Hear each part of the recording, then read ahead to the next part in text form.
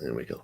Welcome to the Pub Sports Radio, Ian Cameron's Football Frenzy Show for Thursday, November 26th. It's good to be with you here. Happy Thanksgiving to each and every one of you watching in the United States. Of course, Thanksgiving Thursday, and that is why this show is a little bit earlier than it normally is. We've got early football. We've got the Houston-Detroit game starting off the day at 12:30, followed by Washington-Dallas. So I wanted to get this show done before those games started. So that's why not at the usual 1 o'clock Eastern start time. We'll go back to the normal start time next Thursday with this show. But good to be with you. And if you're celebrating Thanksgiving in the United States, enjoy it with family, friends, and of course, football. And a little college basketball too. There's some good games on that slate as well.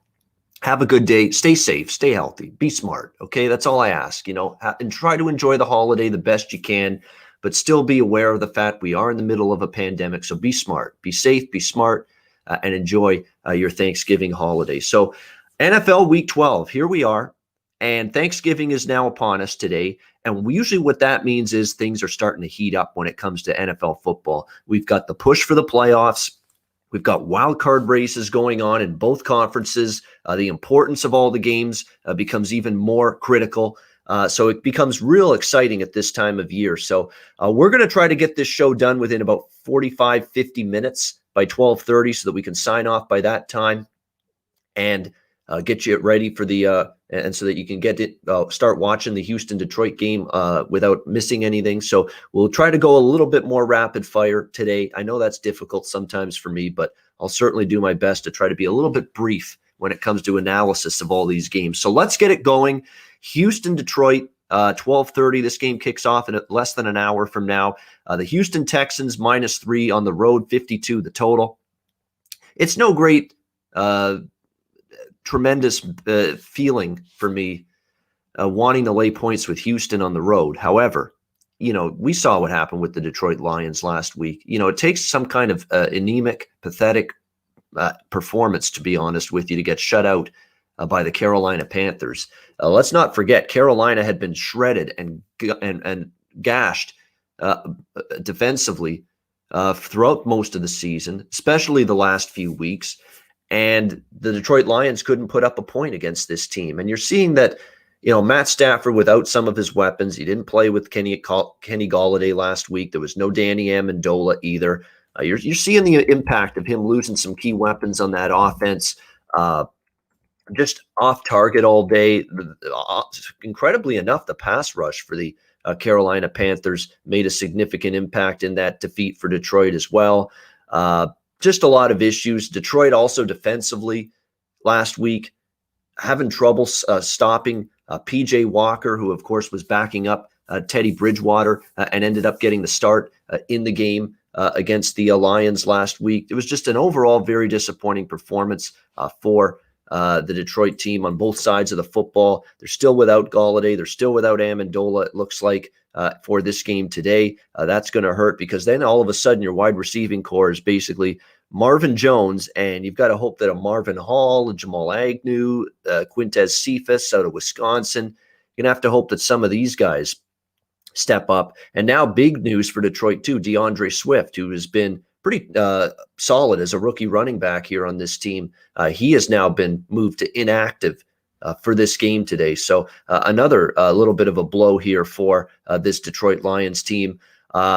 Look, Houston, I got to lean to them. It's not something that's best bet material, but I would have to look toward at least a small play on the Texans here, -3, and probably expect this game to go over the total because Houston should be good to put up 28-35 on this defense. Deshaun Watson, we got to talk about how well he's playing for them.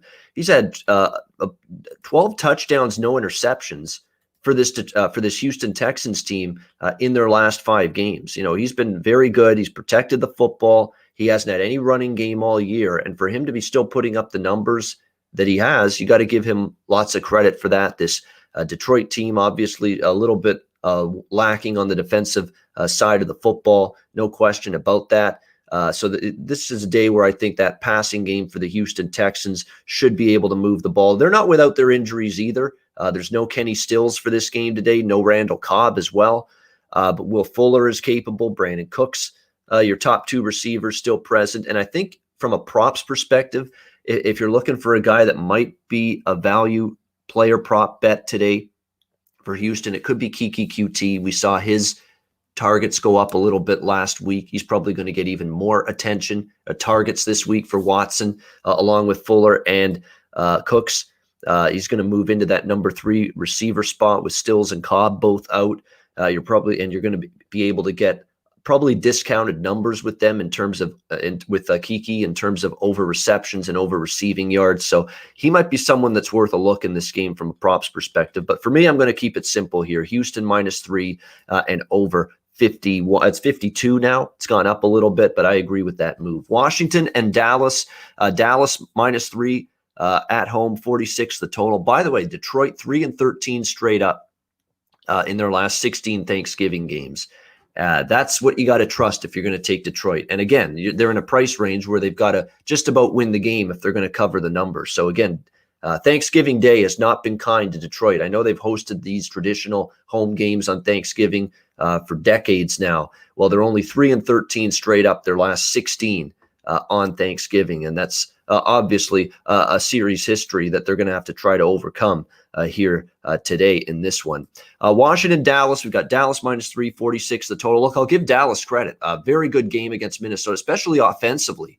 You know, Minnesota's got I don't want to say a good defense because they've been disappointing on that side of the ball compared to years past under Mike Zimmer. But you got to give Dallas credit that they moved the ball still against when they had struggled all year really offensively. Andy Dalton returning from injury, wondering just how effective he was going to be.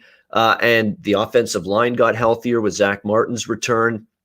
And they were able to run the ball. They were able to throw the ball effectively. In fact, throwing the football, that was as good as Andy Dalton's played this season for the Dallas Cowboys. So there's definitely some positives moving forward with this Dallas team. And a very positive offensive sign for them going into this game against Washington. Washington's defense, certainly you got to give them credit for obviously getting after Joe Burrow. I don't know if they obviously didn't want to injure him to the point where he suffered a torn ACL and MCL like he did, but that was the direct effect of the pressure that Washington defense unleashed on Joe Burrow throughout that game last Sunday.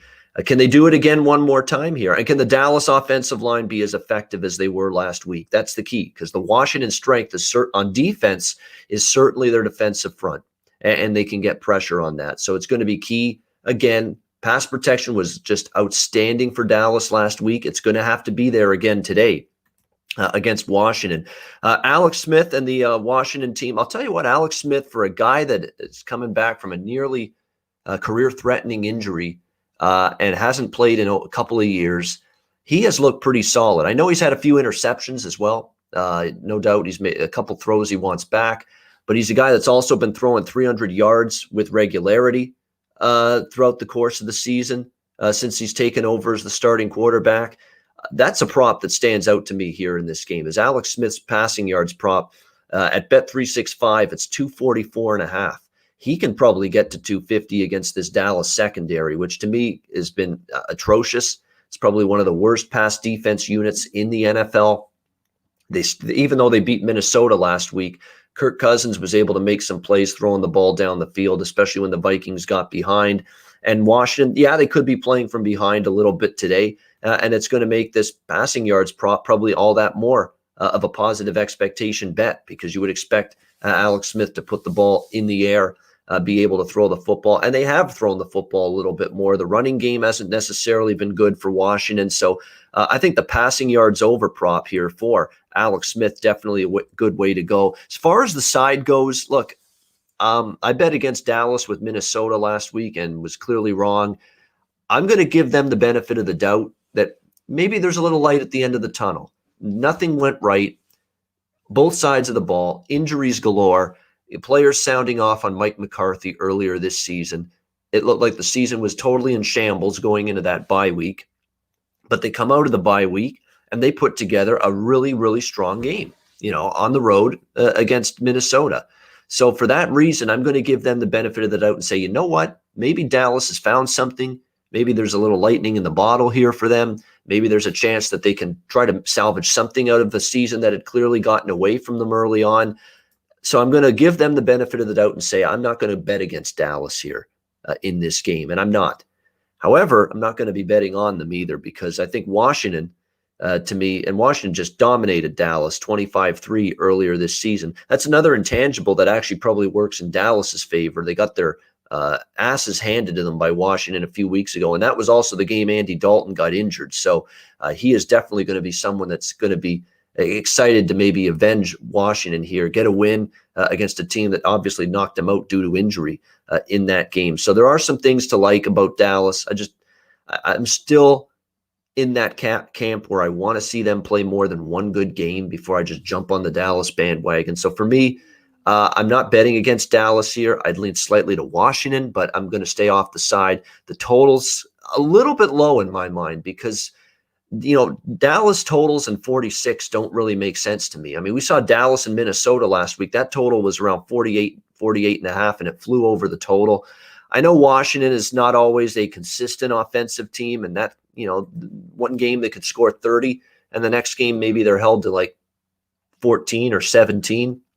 You get that kind of inconsistency this year offensively with Washington, but against this Dallas defense, which to me is still not very good, I think they can get into the mid to high 20s, and so can Dallas. So I think we have a chance here to see over 46 in this one with Washington football team and the Dallas Cowboys. We were supposed to have a Thursday night Thanksgiving game, Baltimore-Pittsburgh, but because of the Baltimore COVID-19 situation and cases, that game got rescheduled and moved to Sunday. So with that in mind, let's go to Sunday and the rest of the NFL card. Las Vegas Raiders, Atlanta Falcons. Las Vegas 3-point road favorites, 54 the total. As long as this line stays where it is and it doesn't go higher than -3, I'm going to be on the Raiders here. I get that they're off a really, really tough loss against Kansas City Sunday Night Football, back and forth game. They had a chance to win it. They looked like they had gone ahead and scored the game-winning touchdown with, a minute to go. And then, of course, Patrick Mahomes does what Patrick Mahomes does. He can rally the team right down the field after that to push the game-winning touchdown into the end zone for the Chiefs. A great drive to beat Las Vegas here. But I would be on Las Vegas here regardless of the spot. And here's why. I watched a good part of that Atlanta-New Orleans game last week because I was interested to see how Taysom Hill would play, just like everybody else. And what I saw from Atlanta was disturbing.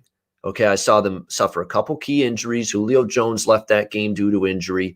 And what I saw is when they fell behind in that game, I didn't see any fight.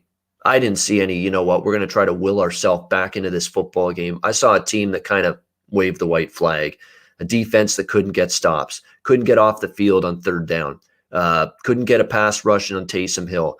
On offense, the offensive line just surrendering to the Saints defensive front. Now, I know New Orleans defensive front has been just marvelous the last few weeks. They have consistently blown up the line of scrimmage, and Atlanta's not the first team to be victimized by that surging New Orleans front seven right now. This has been a improving defense for the last several weeks. They've played outstanding football, but really, really bad signs from Atlanta. I'm seeing easily, the two tackle spots for Atlanta. Guys just blow right around those two guys and get to Matt Ryan. And then I'm seeing Matt Ryan not putting up much resistance to try to escape the pocket and keep the play alive. As soon as someone's closing in on him, he's kind of like going into that turtle position and just crouching down and surrendering. That's all the signs and red flags to me of a team that's not fully, giving it what they need to at this point in time. And you can understand why. I mean, it's been a frustrating season. They're probably a team that is better talent-wise than their record indicates. But the fact is, you're not a good team when you find ways to lose. And unfortunately, the Atlanta Falcons have been one of those teams this year that has consistently found ways to lose. And that to me, there was a lot of body language and a lot of signs of what I was looking at with that team last week on the field against New Orleans that says, I don't know, that looked like a mental checkout kind of game to me from the Atlanta Falcons last week. And that's concerning. That's concerning here against Las Vegas. And the defense, against this, I think they're really going to have a tough time against this Raiders offense. I'm going to give Derek Carr all kinds of credit. The way he's playing this year is he's been magnificent. I don't know how else you can say it other than, if not for Derek Carr, this team wouldn't be where they are in the standings because their defense is still very much suspect. They still struggle consistently to get stops on the defensive side of the football. But Derek Carr, week in and week out, is giving this team a chance to win because he's making the right plays. He's not turning the ball over as much. He's using his mobility a little bit more. You're seeing him keep plays alive, run the football a bit more. This has been as good as I've seen Derek Carr in the NFL, and he could have a field day here against this Atlanta defense. And on the flip side, you're always concerned because with Las Vegas's defense, and we know Atlanta's offense with Ryan, they still have some weapons that can exploit a weak defense. But I don't know if the body language, the commitment level, just the belief in the locker room is still there on that team. That looked like a team that was just surrendering, waving the white flag, giving up a little bit last week. And when you get to this point of the season and you see that happen, I'm not, especially in a price range here where they're only +3 Atlanta. They got to just about win the game to cover the number. Not that much interested in Atlanta. So I would look to Las Vegas here, 50 at -3. The total's pretty high at 54. Really, I'd be more comfortable with a Raiders team total over because I don't know if I want to totally bank on Atlanta, helping me out to push the full game up and over the total. So I would be more comfortable probably with the Raider team total over than the full game over. I lean to the full game over, but I think the Raider team total might be a little bit of a safer option. Arizona, New England. We've got Arizona slight road favorites anywhere from 1.5 to 2.5. So there is a wide range of price range here with Arizona. Wide-ranging price range here with Arizona. -1.5 in some spots, all the way up to -2.5 in some spots. 49.5 the total in this game. It's definitely an advantage for Arizona in terms of the fact they played Thursday night football last week against Seattle, so a little bit more practice time, prep time to get ready for this game. New England, predictably last week, and I warned people about laying points with New England against Houston. I was worried they weren't going to be able to follow up that victory they had against Baltimore, and sure enough, they didn't. It was a really tough game for the defense. They got really, really carved up in the secondary by Deshaun Watson and the Texans last week. So it's problematic right now. Unfortunately, when you look at it, the Patriots, when they fall behind, it's difficult, for them. Cam Newton can't be throwing the ball 35 times or more like he did last week, and they've been bad. The Patriots 1-2 straight up, 0-3 against the spread when Cam Newton throws the ball that many times. That's the issue.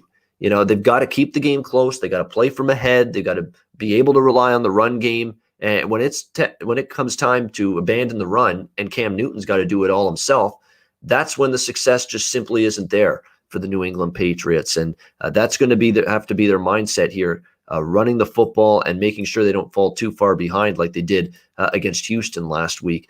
Arizona is my lean here, but I'll be honest, there's something that's keeping me a little bit lukewarm here on Arizona. They really haven't been that good defensively this season. Seattle, able to beat them. They didn't look good defensively in that game. I know they won on the Hail Murray to DeAndre Hopkins the week before against Buffalo, but they didn't even play that great in the secondary in that game either. They've been banged up a little bit on defense. The pass rush since Chandler Jones got injured several weeks ago just hasn't quite been there as well. So Arizona to me is a lean, but at this point in time, I'm not sure I'm going to actually be able to pull the trigger on the Arizona side in this game. New York Giants, Cincinnati. We've got the Giants 6-point road favorites, 42.5, 43 the total in this game. Ryan Finley is a quarterback that the Cincinnati Bengals have zero confidence in when they basically promote Brandon Allen from the practice squad and say, Brandon, you're not only up from the practice squad, but you're starting on Sunday. So pretty much an indictment of what they saw out of Ryan Finley last week at quarterback. And to be honest with you, the Bengals are probably doing the right thing here. Brandon Allen has to be at least somewhat more viable, a starting quarterback option than Ryan Finley. Ryan Finley said, oh, hell no, essentially, when Joe Burrow got injured. He wanted no part of that game. He looked like a completely scared out of his wits, to be honest with you, last week. He knows he's playing behind a horrendous offensive line, and he looked like he would rather be anywhere but playing quarterback. Like, he was terrible. What was he, 3 for 10 or something like that, throwing the football? And of course, they were down in the game, so trailing in the game, so they had to throw the football quite a bit. So it was a really, really tough game for Ryan Finley. Brandon Allen, we'll see what he can do as the starting quarterback here for Cincinnati. I'm not saying he's a huge upgrade. We're talking about a guy that's been bounced around. He was with the Rams organization for a bit. We'll see how he fares here. And they're definitely, but I think they made the right call to go with Allen, because I don't know if you could, in good conscience, if you're Zach Taylor, the head coach of this team, go back to Ryan Finley after what he did. He was with the Broncos last season. He appeared in 3 games for Denver last year, 39 of 84, only 46% completions, 515 yards, 3 touchdowns, 2 interceptions. So those aren't great numbers, don't get me wrong, but I still think he's got at least some semblance of a better chance to be effective than Ryan Finley would have been. The New York Giants, certainly every game moving forward for them is important. We're talking about a New York Giants team that is still battling for first in the NFC East. They're coming in off a bye week here. That should be significant here. And they're 7-3 ATS this season. So this has been a good point spread team, believe it or not, even though they've been mediocre in terms of wins and losses. We'll have to see what Brandon Allen can do. But I'll say this about the New York Giants. Their defense is starting to show something. Yeah, their defense, you look at their recent results, their recent numbers, they've been starting to get it done on the defensive side of the football. They held Philadelphia to 17. They held Washington to 20. I think even in a tight loss to Tampa Bay, holding Brady and the Bucs to 25 in that game was pretty respectable. They've covered 4 straight games, 4-0 ATS their last 4 games. But here's the problem. You look at every game this season, they've been an underdog except for when they were laying 2 points to Washington. And by the way, they only won that game by 1 point. So the one time they were favored this year against Washington, they won the game by a single point. So this is a totally different price range for the Giants. Rarefied point spread air, as I like to call it, with the New York Giants here. Are they ready to lay 6? Cincinnati could be in that much trouble in this game. I get it. Brandon Allen is not necessarily someone we trust. The defense is shaky, to say the least. And remember, they just traded away Carlos Dunlap as well. And look at the impact he's made on Seattle's defense the last few weeks. It's a really, really tough game. I mean, I'm probably not going to get involved in it. I would actually probably prefer the Giants rather than the Bengals, to be honest with you. But -6 with this Giants team. They haven't been in this kind of stratosphere all year, laying almost a touchdown. I'm going to need to see them do that and get that done. This is still a Giants team that sometimes is plagued by penalties, turnovers, especially from Daniel Jones. They are in a good spot. They are rested. They're ready. They're off the bye week. Let's see how Joe Judge does with extra time to prepare. Rookie head coach. Let's see what he's made of, coming off a bye week. Is he the second coming of Andy Reid, in terms of success off a bye week? Probably not. But or is he just going to be a coach that, you don't necessarily trust, and therefore maybe this team's not looking good and is sloppy and does have penalties and does have mistakes and does commit turnovers? That we don't know. We don't have a sample size of Joe Judge with extra time to prepare. So this is going to be a good test for him as a coach. Can you have your team focused, ready to go, and executing at a high level with extra time to prepare? So for me, it would be Giants with the slightest of leans, but it's probably not a game I'm going to end up getting involved with. Cleveland, Jacksonville. Cleveland -6, 49 the total. Jacksonville's a whole hell of a lot of banged up right now, especially on defense. I mean, this team is just mangled with injuries. Along that defense. It's absolutely a concern moving forward. Jake Luton's not starting. Gardner Minshew's not starting. It's Mike Glennon. Yeah, journeyman Mike Glennon, who's been around with, how many teams has he been with? Tampa Bay, Chicago. He's been with a bunch of teams. Doug Marrone announcing he's going to start for the Jaguars here. I don't want my money on Mike Glennon. No, thank you. And the fact they're banged up on defense, the fact that I saw a lifeless performance against Pittsburgh last week. Jacksonville had that little uptick, couple games where they were competitive in defeat against Green Bay and Houston with Jake Luton at quarterback. But That came to an abrupt end last week against Pittsburgh. It was a inept performance, really. Defensively, they struggled against the Steelers, and offensively, they did nothing in the game. And now you've got Mike Glennon in at quarterback, and you've got cluster injuries on defense. Yeah, no, I don't want Jacksonville. However, does anybody really feel extreme confidence ever laying almost a touchdown with Cleveland on the road? They should. They're the better team. There's no denying that, and they should win this game. They have a chance at least to win it comfortably, but I don't know. I get the nauseous feeling in the pit of my stomach thinking about maybe laying points, this kind of points with Cleveland on the road. They're certainly capable, of comfortably winning this game, but my goodness, Cleveland is 1-9 ATS their last 10 on the road. Okay, that's what you're trusting here. If you're going to back Cleveland in this game, you're going to have to try to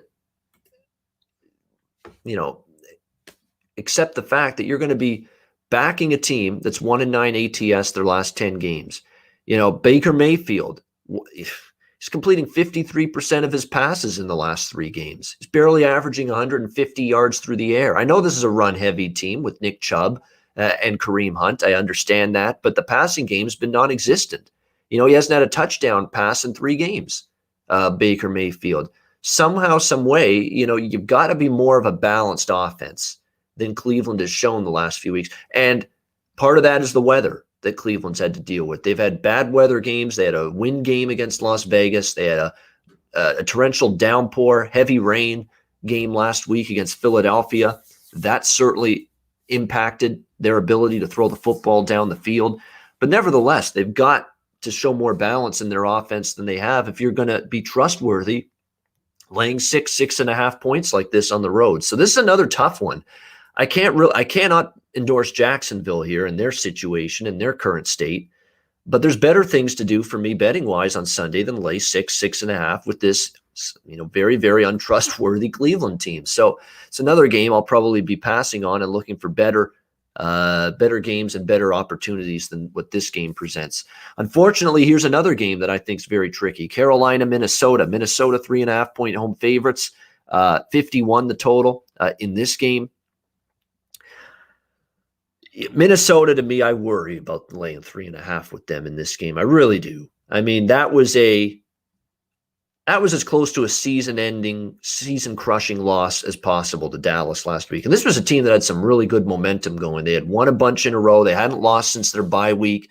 Things were starting to turn around. The defense was starting to play better. Kirk Cousins was playing better football. Dalvin Cook, returning from injury, gave this team a shot in the arm with his ability to run the football and keep Kirk Cousins in situations where he doesn't have to win the game solely via the passing game.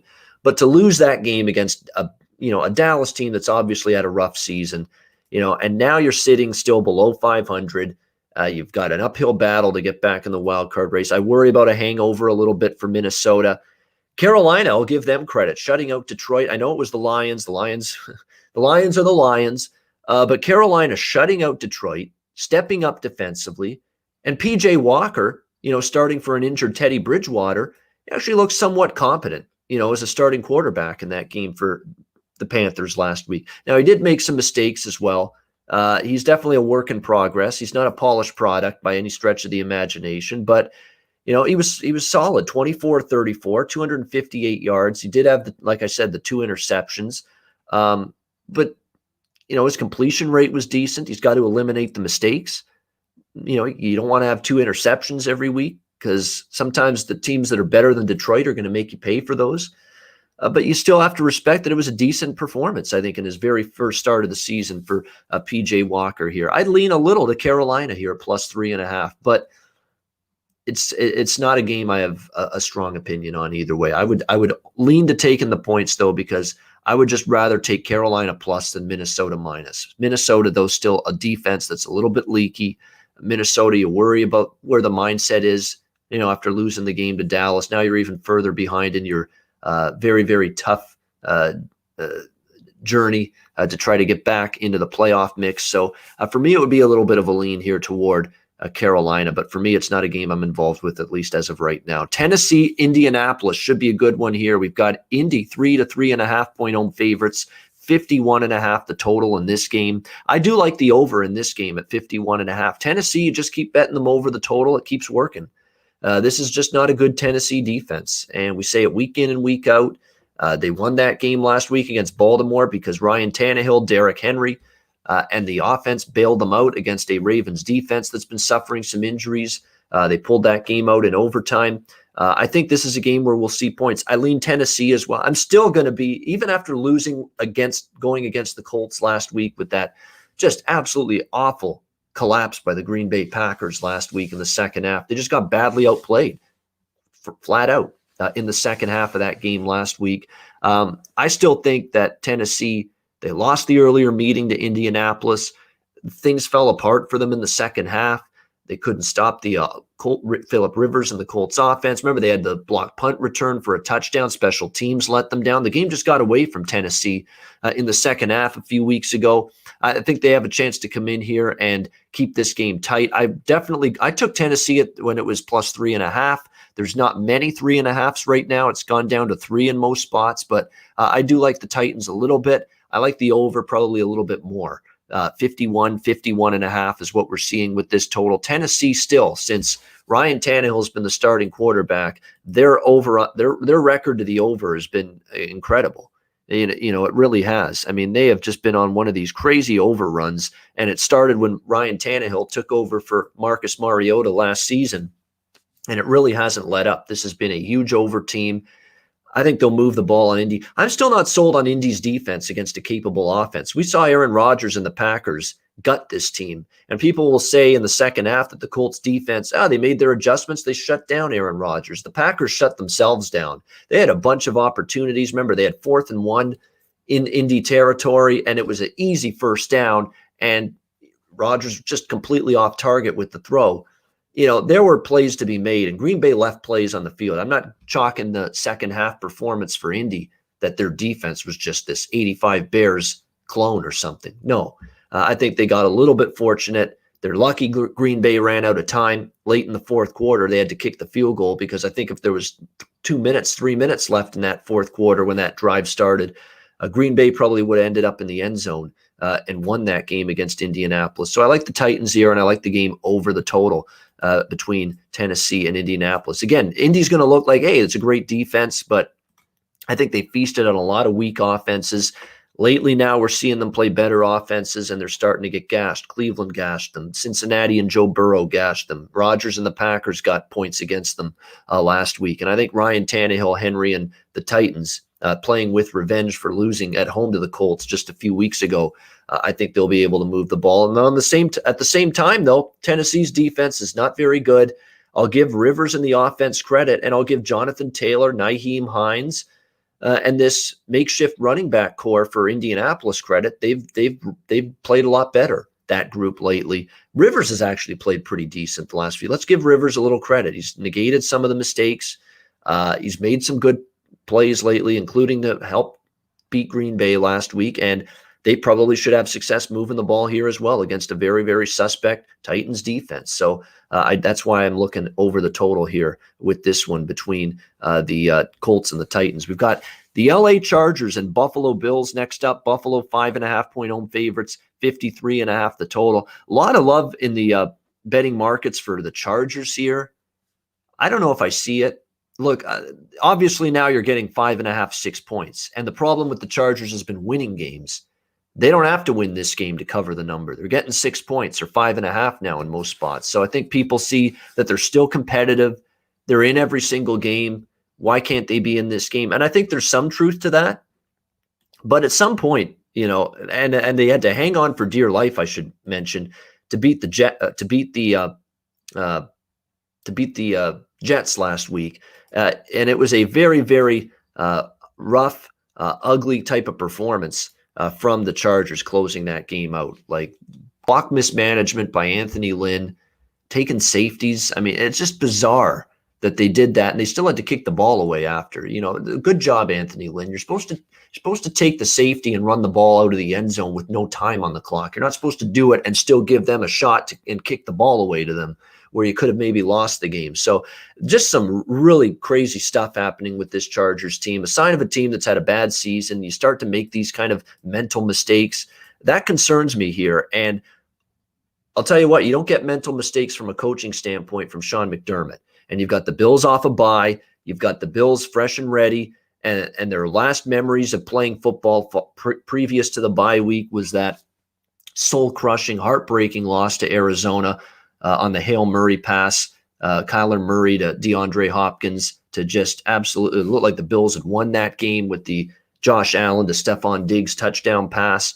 And the Bills had their hearts ripped out from their chest in that defeat. So for a fact that it's going to be a game where you would expect the Bills to be focused here. And to me, with this LA Chargers team that just, if they find ways to lose, it's a question of, can they find a way to lose by 6 points or more here? I don't understand people loving the Chargers as much here. I would look to Buffalo here. In fact, I'm interested in them laying 5.5. But more than anything, and if you've been watching this show for the last several weeks, the Ian Cameron Football Frenzy show, you know that I've been riding LA Chargers games over the total week in and week out. It's now 7 straight LA Chargers games that have gone up and over the total now. It has been really an incredible run. And you look at the point totals: 69, 57, 68, 61, 57, 50, and 62. Those have been your point totals. There's been one out of those 7 games that went over the total that had fewer points scored than where this total is in this game, which is at 50, I believe 53.5. I think it went down slightly, 52.5 now in some spots. Yeah, definitely I'm interested again over the total here with the Chargers. They're not stopping Josh Allen in this Bills offense. The Bills have been pretty good for high 20s and 30s in points on a weekly basis, and I think they'll get to that number here. But I'm still impressed with Justin Herbert and this Chargers offense. They continue to be very effective throwing the football.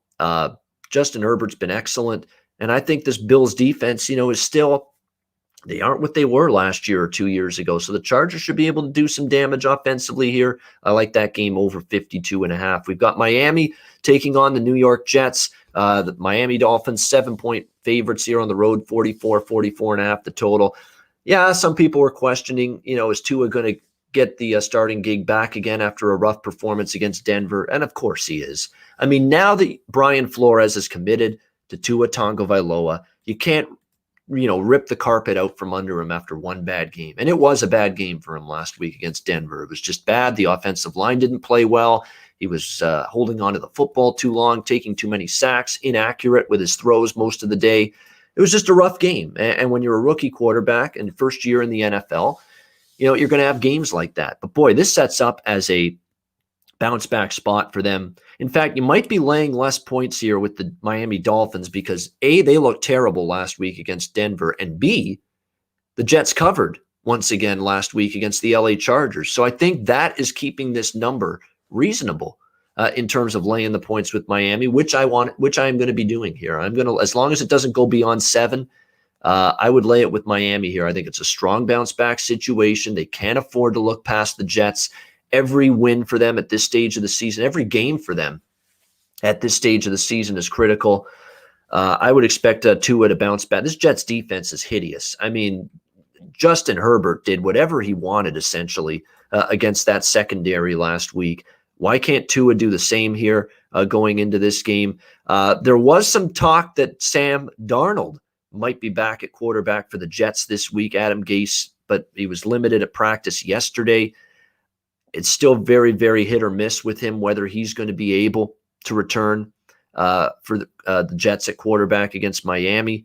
We'll have to wait and see. Obviously, it'll be Joe Flacco again if he's not able to go. And Joe Flacco was kind of reverted back into Joe Flacco. He had that great game we remember on Monday Night Football against New England. He wasn't necessarily that great last week. He had another Joe Flacco type throw where he throws a pick 6 deep in his own territory. It really changed the complexion of that game early.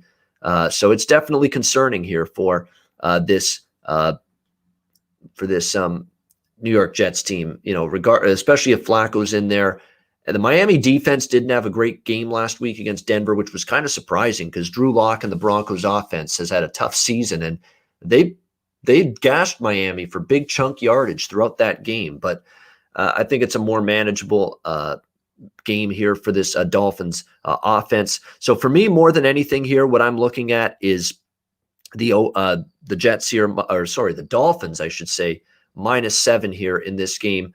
I think because of the fact you've got Miami off the bad game, the Jets actually competitive last week. I think if the Jets get blown out by the Chargers and they don't hang around like they did, and if Miami looks just as impressive against Denver as they were the previous weeks and during their win streak, there's a good chance here you might have gotten Miami closer to 9 or 10 as a road favorite here instead of just 7. There would have been a difference in this price had Miami won last week and the Jets got blown out instead of the Jets being competitive and Miami losing to Denver. So I think there's a little bit of a good value price here with Miami to lay the number here, lay -7 with the Dolphins here against the Jets. All right, last 1 o'clock game, Baltimore-Pittsburgh. Pittsburgh 4.5-point home favorites, 45 the total. I'm staying far away from this game.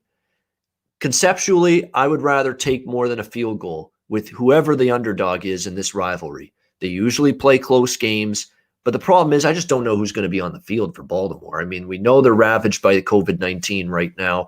That's a concern. And I don't want to lay 4.5 with Pittsburgh against a team that basically that they beat earlier this season. Baltimore is going to be chomping at the bit to try to avenge that loss. It's a game that there's too many question marks. Staying away from it. If you had to bet it, if I had to recommend something, I would lean a little to Baltimore, but I would have to know just exactly what their starting roster looks like going into Sunday before I pull the trigger on anything involving the Ravens. All right, we're down to the late slate of games now for Sunday. New Orleans, Denver. We've got New Orleans 6-point road favorites, 43.5 the total in this game. Yeah, I'm interested in New Orleans here, -6. Taysom Hill's going to start again, and that may be a good thing here for New Orleans because you talk about the environment, the elements, Denver, late November, high altitude, thin air. Taysom Hill's used to that. Remember his BYU days in college football? You're playing a lot. You're playing in Provo, Utah. You're playing, Colorado State. You're playing a Air Force. You're playing a bunch of these teams that play in the high altitude. He's going to be used to it. Now, the question is going to the rest of the team going to be familiar with these kind of conditions? We'll have to wait and see on that. But, I think from a Taysom Hill standpoint, he's definitely not going to be shell-shocked by playing, in cold weather environment here in Denver by any stretch of the imagination. The Broncos were really good last week. I don't necessarily know if that's a buy sign on the Broncos, but I will say Denver hasn't necessarily folded the tent here this season. It's just, I think Drew Lock is facing a New Orleans defense that is playing, they're swarming right now. Their defensive front is just beating the tar out of opposing quarterbacks on a weekly basis.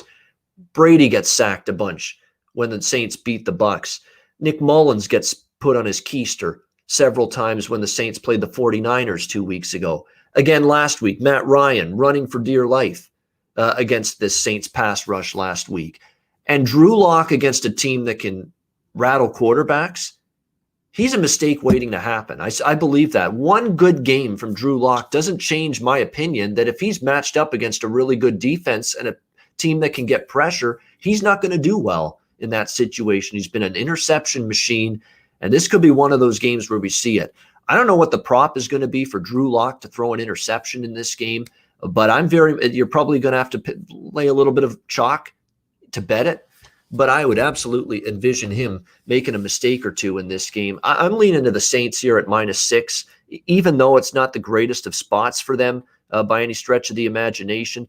I just happen to think that this is a Saints team that's thriving right now, and I'm not buying Denver winning last week against Miami as a, wow, bounce back, look out for the Broncos moving forward. No, I don't think that way about this Denver team. San Francisco and the LA Rams. Rams 6.5 7-point home favorites, 45.5 the total. It'll be Nick Mullins again at quarterback for San Francisco. It'll be the 49ers off a bye week. And Kyle Shanahan getting this many points off a bye week, that's not a situation I'm anxious to bet against right now, especially with the Rams off a huge Monday night win against Tampa Bay, back home to the West Coast on a short week. Situationally, it's a San Francisco spot. There is no question about it. If you're a situational handicapper in the NFL, you're licking your chops at backing the 49ers here in this game. You absolutely are. And say what you will about the 49ers, not been the season they anticipated. They've been just besieged by injuries all season long, but they're getting healthier finally. They might have Raheem Mostert back, maybe even Tevin Coleman back at running back. Deebo Samuel looks like he's on track to return. Brandon Ayuk could be back. This team's getting healthier on offense. Defense, there's also a couple key players on the linebacking core and in the secondary that might return as well for this game. So the bye week really came at a good time for San Francisco, a chance to get a little bit healthier. I don't know if I'm going to bet San Francisco here in this game, but I'm sure as hell not betting against them in this spot. It's just a bad spot for the Rams. It's not a spot I trust them in off the big win against Tampa Bay and Tom Brady. Jared Goff was good in that game, but we also have to, in terms of completion rate, he put the drive together when he had to win the game. But let's not also forget that Jared Goff made a couple mistakes in that game, and it basically almost cost the team the game, but it didn't because the defense bailed him out. But yeah, to me, this sets up as a good spot for San Francisco, and this team is better than their record indicates. A lot of times they play the Rams tough. I don't know if I'll bet it, but I'm definitely leaning to the San Francisco side here in this game. All right, let's move on. We've got just a few games left. Kansas City, Tampa Bay, Chiefs and Bucks. Chiefs 3.5 road favorites, 55.5, 56 the total.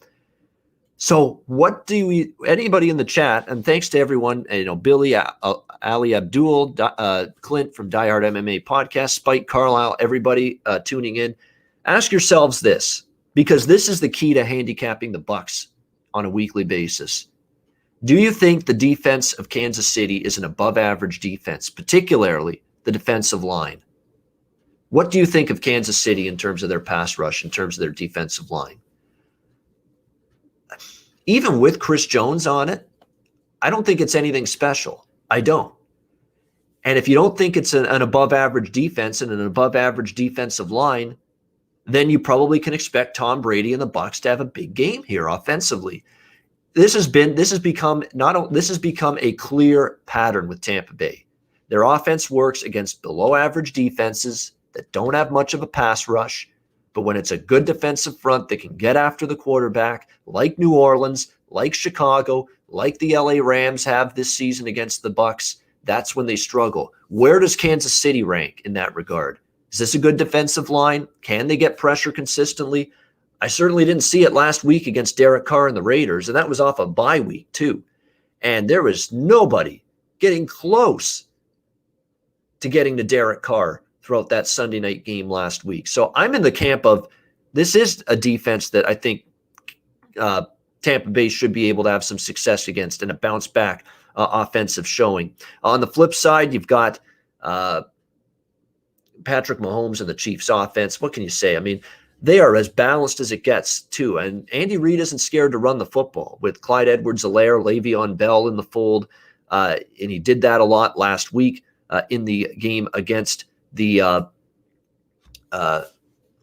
Raiders, of course, blanking for a minute. The Raiders last week.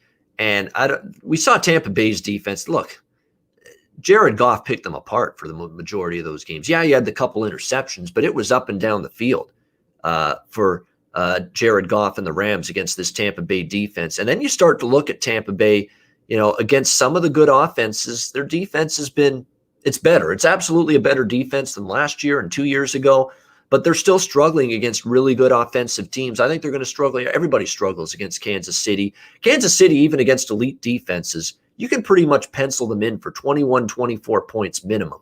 Even against the best defenses they face, I think they can get that much. But I think Tampa Bay is going to get 20, 24, 28 because this is a defense that falls into that defensive line and defense category where I don't trust them. I think they're an average to below average defense, and Kansas City wins games because they outscore teams. So this is a game where the over stands out to me, over the total in this one. And to be honest with you, Kansas City 3.5. If Tampa Bay is going to have some success, you've got Tampa Bay even on a short week, though. They've been a pretty good off a loss team lately. They've bounced back after a rough game. They've been a pretty good team in that regard. I would lean a little bit to Tampa here as the home underdog, but more than anything, I like the over more than the side when it comes to this big Sunday late afternoon showdown with the Chiefs and the Bucks. Sunday night football, Chicago and Green Bay. We've got Green Bay 7.5 to 9-point home favorites, 45 the total. There's talk Chicago might play both quarterbacks, Nick Foles and Mitch Trubisky, in this game. I'm not sure that's a good dynamic for success. Green Bay off the frustrating loss to Indianapolis. It's time to admit something about Green Bay. This is not a big-time defense they have. This is a defense that when they need a stop, I don't trust them right now to get it. It's the same issues that I think they had last year as well. Their defense was exposed against San Francisco, and their defense in the second half last week was not impressive in my mind against the Indianapolis Colts. Problem is, their defensive concerns may not come into play and come to fruition here against this Chicago offense. It looks damn near broken at this point. I mean, the Minnesota game, they were lucky they got a kick return touchdown from Cordero Patterson, or else they would have lost that game by a real big margin. The offense was completely and utterly pathetic and anemic against the Vikings prior to the bye week. Even against a suspect Green Bay defense, I don't necessarily trust the offense here. They might go with both quarterbacks. Sometimes when you have two quarterbacks playing, you have none. I don't know if I trust either one, even off a bye week. It is a Chicago situational advantage with them off the bye week, but I've seen Aaron Rodgers continues to be really good off a loss. We've seen it a couple of times this year. When they lost to Tampa Bay, they bounced back. When they lost, there was another game where they lost and they bounced back strong the next week. I think it was to Minnesota, and then they played San Francisco on Thursday Night Football, and they bounced back strong. Aaron Rodgers, long-term in his career, is straight up an ATS record off a loss, is extremely good.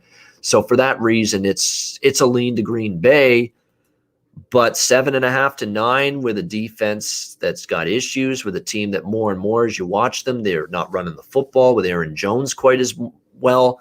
And when you have to rely on the passing game so much, it's not a team that I love laying more than a touchdown with, but Chicago I have even less faith and confidence in. So it would be a lean to Green Bay, but maybe Green Bay on a teaser, actually. I might have Green Bay in some teasers. I feel more comfortable with getting Green Bay down to -1.5 on a 6-point teaser rather than laying 7.5. I think Green Bay on a teaser with, say, you could do Green Bay on a teaser with maybe Washington in today's Thanksgiving game, because I don't think that Dallas is going to blow out Washington. But Green Bay and Washington is a 2-team 6-point teaser. That would be an option for you. Maybe you put Green Bay with New Orleans as a teaser. That's an option that makes sense. Or Green Bay with Miami. There are a couple good teaser options in my mind here this week. Green Bay with Tennessee, because you get Tennessee teased up to +9. I don't see Tennessee losing by more than a touchdown to the Colts on Sunday. So there are a few good teaser options out there. I think Green Bay, I don't love laying the 7.5. I do think they're a pretty good teaser option, though, down to -1.5. Monday Night Football, we'll wrap it up. I know the Houston-Detroit game's about to start. Seattle-Philadelphia, we've got the Seahawks 4.5, 5-point road favorites, 50-50.5 the total on Monday Night Football. The money's come in on Seattle. I agree with it. The money's come in on the under. I agree with that, too. 50 with the Philadelphia offense, that doesn't compute from a total standpoint. This offense is in shambles. The offensive line is in its tatters right now. Even with them getting their skill position weapons back, the offensive line's just not protecting well enough for Carson Wentz. And Carson Wentz has been hit and sacked so many times, you worry that it's in his head, it's in his mind, and he is rushing throws. He's inaccurate because he feels he's going to get clobbered on every drop back in the pocket. And when you have a quarterback that's feeling that way, that's an issue. And Seattle's defense has been miserable most of the season, but suddenly here comes Carlos Dunlap, who they signed from they got from the Bengals, and look at the impact he's made. A team that had zero pass rush all season. Seahawks weren't getting close to getting to quarterbacks all year, and here's Dunlap joins the team, and he's getting sacks on a weekly basis and giving the Seahawks their first semblance of a pass rush that they've had all year. And that could come into play here against a Philadelphia offensive line that's still struggling going into this game. So, yeah, Philadelphia, they're just in a world of hurt right now. The defense is actually still fighting. They're still battling. I thought their defense played pretty well last week against Cleveland, but the offense just shot themselves in the foot repeatedly. I don't want to back Philadelphia here. They've had enough opportunity, because I was on Philadelphia last week, thought it was a good situation with Doug Peterson and the players talking the talk like, hey, we're better than this. We got to step up and get things going in the right direction. Well, it was all talk. It was, unfortunately for the Eagles, it was no action because they didn't play that well against the Browns last week, and I'm not trusting them again after getting burned by them last week against Cleveland. So for me, Seattle -5. Yeah, I mean, I lean to Seattle for sure. I don't want Philly, but I don't know if I want to lay 5 on the road. The under taking money does make sense. 53 down to 50. Philly's offense is struggling. And Pete Carroll, if you read lots of quotes from him lately, it's, we want to run the football. We got to get back to running the football. We can't have Russell Wilson throwing the football as much as he has in the last few games. So, and you saw signs of that last week against Arizona. That was a much more balance between the run and the pass. That was a much more balanced Seattle offense. I think that's what Pete Carroll wants moving forward. So that's probably what a lot of people see as well. And the fact that this under has been this total's been bet down and moved toward the under the way it has. So I lean to the Seattle Seahawks here, and I also lean under the total with the Monday Nighter, Eagles and Seahawks. All right, that'll wrap it up. That is the end of this edition of Ian Cameron's Football Frenzy, presented by Pub Sports Radio for Thursday, November 26th. The Thanksgiving NFL games are just about to begin. Happy Thanksgiving one last time to everyone in the United States. Enjoy the day with your family, your friends, your relatives, football, turkey, and everything else that comes with Thanksgiving. Stay safe, stay healthy throughout. And remember, the Ian Cameron Football Frenzy Show will be back to its regular time next Thursday, 1 o'clock p.m. Eastern, 10 a.m. Pacific. Thanks to everyone for tuning in. Happy Thanksgiving to those in the United States. Have a great Thursday. Have a great weekend, and good luck on the NFL betting board. Good luck with all of your wagers. Enjoy the games and good luck. And I will be back with you for another edition of Ian Cameron's Football Frenzy right here next Thursday, 1 o'clock p.m. Eastern time, 10 a.m. Pacific time, right here on the Pub Sports Radio YouTube channel. Thanks to everyone for tuning in. Take care. Happy Thanksgiving. We'll see you again next Thursday right here on Ian Cameron's Football Frenzy.